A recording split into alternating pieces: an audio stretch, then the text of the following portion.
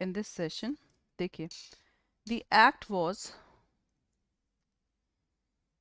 SARFAESI act. Basically होता क्या है, in the SARFAESI act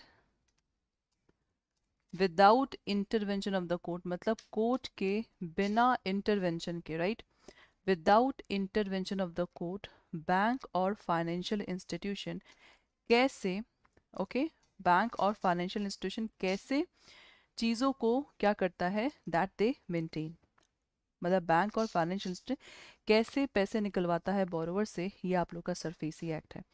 So this act was enacted with the aim to provide a structure platform to the banking sector for managing its mounting NPA stock, that is a non-performing stock, and to allow bank and financial institution to take the possession of security and sell them. अगर borrower पैसे नहीं दे पाता तो जो आप लोग का bank और फाइनेंशियल इंस्टीट्यूशन है उनके पास राइट है, जो सिक्योरिटीज बोरोवर देगा उसको क्या करेंगे, उस सिक्योरिटीज को पहला पोजेशन लेंगे, उसके बाद उसको बेच देंगे. So this is the first right of the bank. The act has been largely perceive as a facilitating assets recovery and the reconstruction. इस एक्ट से पहले the legal framework relating to commercial transaction lagged behind the rapidly changing commercial practices and the financial sector reform which lead to slow the recovery of defaulted loan. मतलब पहले जब ये सब आप लोगों के पर्टिकुलर एक्ट्स नहीं थे तो बहुत मुश्किल होता था बैंक को लोन को रिकवरी करना. The comfort available for lender for his money to come back will give him the confidence for this one. मतलब जब से आप लोगों के डीआरटी एक्ट आए हैं, सरफेसी एक्ट आए हैं, तो इससे बैंक और फाइनेंशियल इंस्टीट्यूशन को भी क्या मिला है, एक मजबूती मिल गया है, जिससे कि अब वो इजीली क्या करते हैं, लोन को दे सकते हैं. ठीक है, दैट्स इट. चलिए, सबसे पहला question, bank obtains security while lending so that in the case of need the money can be of security. The money can be what, मतलब सिक्योरिटी के साथ क्या किया जाएगा, बताइए. what we can done with the securities, बताइए इसका exact answer. the bank obtain security, ठीक है, security while lending so that in the case of need the money can be of, कैसे आप लोगों का सिक्योरिटी मिलेगा, पैसे कैसे मिलेंगे. सो पैसे यहाँ पे आप लोग सिंपल लिख सकते हैं, रिलीज्ड बाय सेल. तो जो सिक्योरिटी है उसको क्या कर दिया जाएगा, सेल कर दिया जाएगा, तब जाके पैसा मिलेगा. So the first right answer is sale. अच्छा, SARFAESI act is applicable to the housing finance company whose name is notified by the central government. क्या ये स्टेटमेंट ट्रू है कि फॉल्स है, बताइए. This statement is true and false. इसका answer released by cell.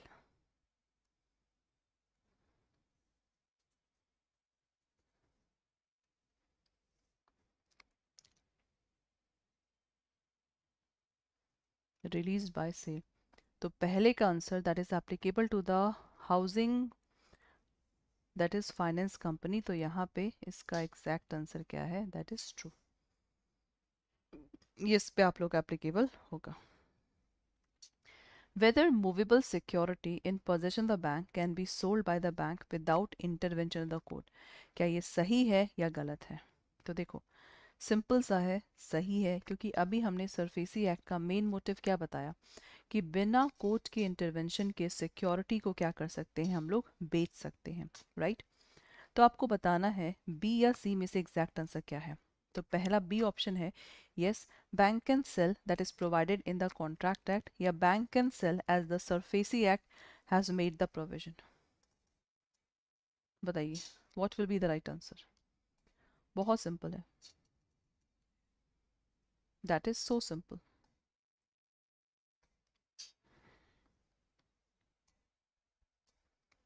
So यहाँ पे कास the bank can sell, the answer will be yes. SARFAESI has made the provision, क्योंकि सरफेसी एक्ट में प्रोविजन आप लोग का बना हुआ है. So C is the right answer. Next, as per the law existing today the mortgage security can not be sold without the intervention of the court. क्या ये सही है? यस या नो? द मोर्गेज सिक्योरिटी मतलब mortgage अगर आपका कोई भी इमूवेबल प्रॉपर्टी सिक्योरिटी के रूप में है, सो बिना कोर्ट के इंटरवेंशन के हम इसे बेच नहीं सकते. तो भाई इसका आंसर आपका नो होगा. नो होगा. अब रीज़न देखिए, बी या डी में से कौन सा सही है. बी बोल रहा है no, because SARFAESI act now made enabling provision, मतलब अब सरफेसी एक्ट के जरिए हम लोग मूवेबल प्रॉपर्टी हो या इमूवेबल बिना कोर्ट के इंटरवेंशन के बेच सकते हैं. डी है due to the recent amendment in the TP act no court intervention is required. So भाई टीपी एक्ट का कहाँ से मामला आ गया? सो फोर्थ का the right answer will be B. B is the right answer. ठीक है. Next, provision of SARFAESI act apply to which security? Movable, immovable security charged to the bank and financial institution, to mortgage security only, where security interests are created for repayment of financial assistance given by bank or financial institution, या to the property owned by the defaulter borrower but those that are not charged to the bank. So बताइए fifth का exact answer क्या है? Fifth one, SARFAESI act apply to the which type of security? That is very good question. किस type की security को deal करता है?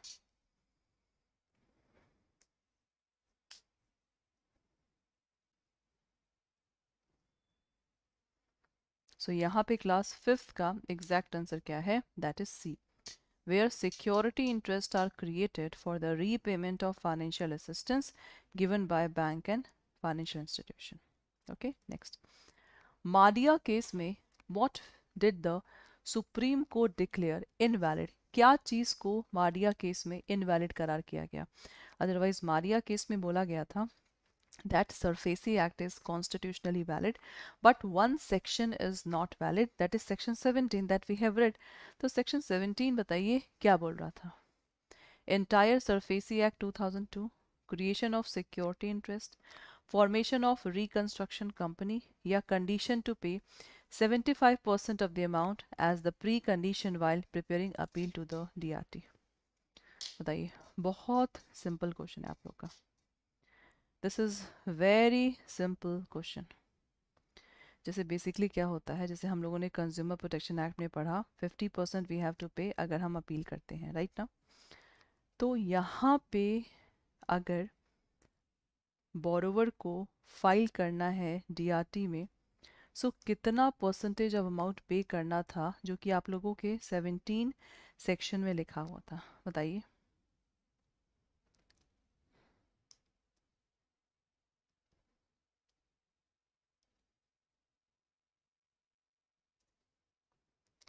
So यहाँ पे क्लास सिक्स का D is the right answer. 75%. इसको इनवैलिड बोला गया क्योंकि अब आप लोग का ये 50% हो गया है. If you want to follow the case. Okay, six का D is the right answer. Now देखो क्लास सरफेसी में आप लोग के ऑलमोस्ट 6 से 7 चैप्टर हैं, तो ये इसका जो समरी भी है हम लोगों का 3 दिन चलेगा, जिसमें हम लोग कंप्लीट चीज़ करेंगे. सो ये आप लोगों का ना डेफिनेशन पोर्शन का चैप्टर है, डेफिनेशन का. और पहला वाला क्या था? इंट्रोडक्शन. ठीक है, चलिए. In this unit we have seen the various definition given by SURFACI. The rationale behind enacting of act was to regulate securitization, reconstruction of financial assets and enforcement of security interest. This is 1, this is 2, this is 3, created in respect of the financial assets to enable the realization of such asset. The SURFACI Act provide for the manner for enforcement of security interest by secured creditor. Secured creditor कौन है? Bank या financial institution without intervention of the court. That's it. As per SURFACI Act, any person aggrieved by the order passed by DRT can file appeal to the DRET. जैसा कि हमें मालूम है, so ये appeal आप लोग का मेंटेनेबल होगा. These tribunal are constituted by central government for various state as per provision of the Recovery of Debt Due to Bank and Financial Institution Act 1993. Simple सा प्रोविजन है आप लोगों के डेफिनेशन का.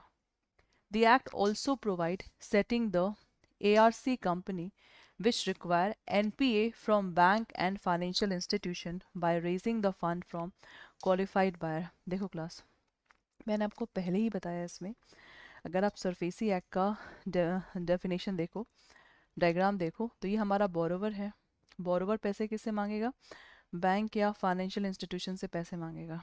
अब सपोज बैंक और financial institution ने क्या कर दिया, लोन दे दिया. मान लीजिए आप लोगों का 50 लाख का लोन दे दिया. सपोज बोरोवर सिक्योरिटी देता ही है, लेकिन अब सपोज बोरोवर 50 लाख नहीं दे पा रहा, तो बैंक क्या करेगा? बैंक एआरसी कंपनी को कांटेक्ट करेगा. एआरसी कंपनी हमेशा आप लोगों का आरबीआई के अंडर में बनेगा. तो एआरसी कंपनी क्या करेगा? ARC company will inform, okay, ARC company will what, ये सिक्योरिटी बैंक से लेगा और इसको पैसे देगा. अब एआरसी कंपनी क्या करेगा? ARC company basically qualified buyer को सर्च करेगा, क्वालिफाइड बायर सिक्योरिटी को लेगा, पैसे को देगा. So this is the work of this one. It enable ARC to take possession of secured asset of borrower, including right to transfer and release the secured asset. ARC buy the impaired asset from the bank and financial institution, thereby cleaning the balance sheet of bank and permitting them to focus on their normal banking business. In the plain word, it's takeover of land and advance from the bank, and this for the purpose of recovery. That is simple fact of the act. Okay, चलिए इसके हम questions करते हैं. क्या SARFAESI act आप लोगों का that's apply to the pledge security also? बताइए class.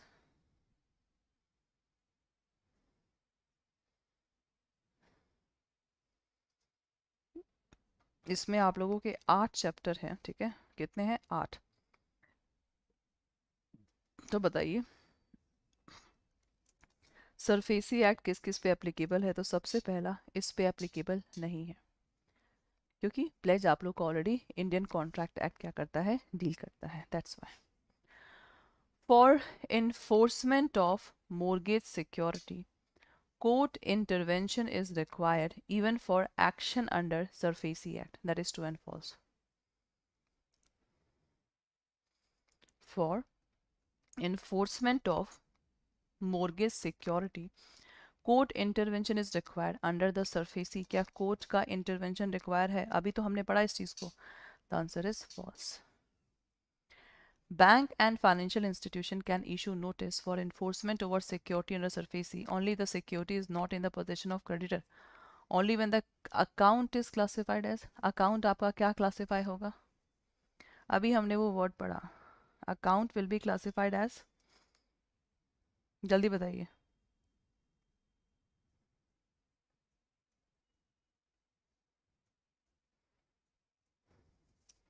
It will be classified as non-performing asset. That is the NPA. This one. Okay. If the borrower does not pay within dash days after notice, जैसे अगर bank बेच रहा है सामान को, security को, तो भाई बोरोवर को नोटिस करना जरूरी है. So if the borrower does not pay within dash days after notice by the secured creditor, the creditor can dash off the security. बताइए इसका एग्जैक्ट आंसर. देखो क्रेडिटर तो क्या करेगा? Take possession of the security, and if the borrower does not pay within dash days 60 या 30, तो यहाँ पे 60 days you have to remember. ठीक है? 60 days. Next. After receipt of notice from the secured creditor for the repayment of dues by the borrower, borrower is legally prevented from transferring his property in any way. This is true and false. Fifth one. बताइए class. Fifth का exact answer. After receipt of notice from secured creditor for the payment of due by the borrower, okay, the borrower legally prevented from transferring his property in any way. That is absolutely true. Notice आ गया, you cannot do. On the request of secured creditor, the district magistrate and the chief judicial magistrate can take possession of the security for handing over the creditor. तो क्या इन दोनों के पास right है? इसको याद करिए. The answer will be absolutely yes. When management of the company is taken over by secured creditor, okay, क्योंकि भाई borrower का मान लो कंपनी है, पैसे नहीं दे पा रहा, तो क्रेडिटर क्या करेगा? मैनेजमेंट ले लेगा. The director of such company are entitled to compensation for the loss of office. तो क्या डायरेक्टर इज लाइबल? हमने पढ़ा है ना दैट कंपनी का अलग लीगल एग्जिस्टेंस होता है और मेंबर्स का, आप लोगों का अलग लीगल एग्जिस्टेंस होता है. So in that case what will happen? In that case the director will be liable. The answer is no, absolutely false. That's it. ठीक है. When any bank or financial institution obtain a charge against property, with which authority will transaction have to be registered under SARFAESI? With the Central Registry, ROC, Registrar of Assurance या with Reserve Bank of India? बताइए. 8th का exact answer. 8th. When any bank or financial institution obtain a charge against property, with which authority will transaction have to be registered under the SARFAESI Act? बताइए.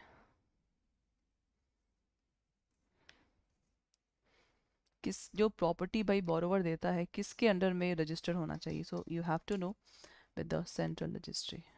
8th का is the right answer. When can provision of SARFAESI Act invoked for proceeding against charged property?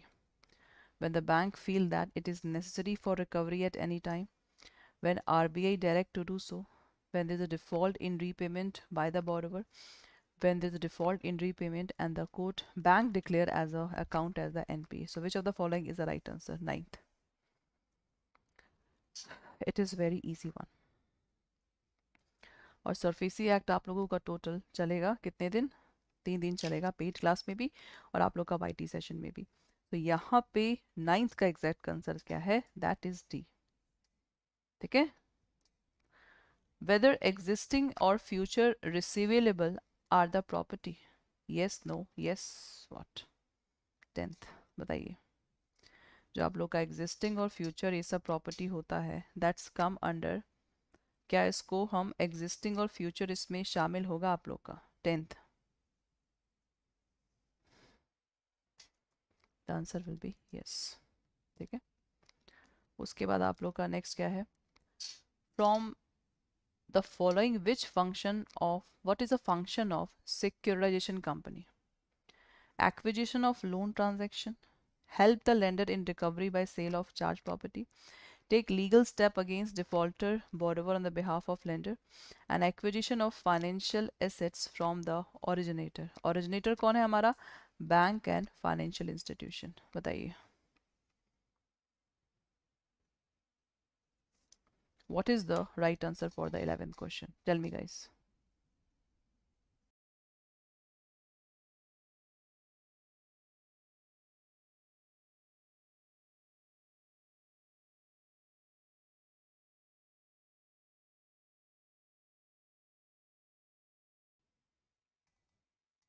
So इसका exact answer क्या है? 11th. D is the right answer. Is that okay? So class आज के लिए इतना काफ़ी है. आई होप सो सारे क्वेश्चंस आप लोग को समझ में आ गए होंगे. जो भी यहाँ पे कैंडिडेट्स है अभी तो बहुत सारा इसमें क्वेश्चंस बाकी है बिकॉज बहुत बड़ा एक्ट है आप लोग का. ठीक है. तो कंटिन्यू करेंगे.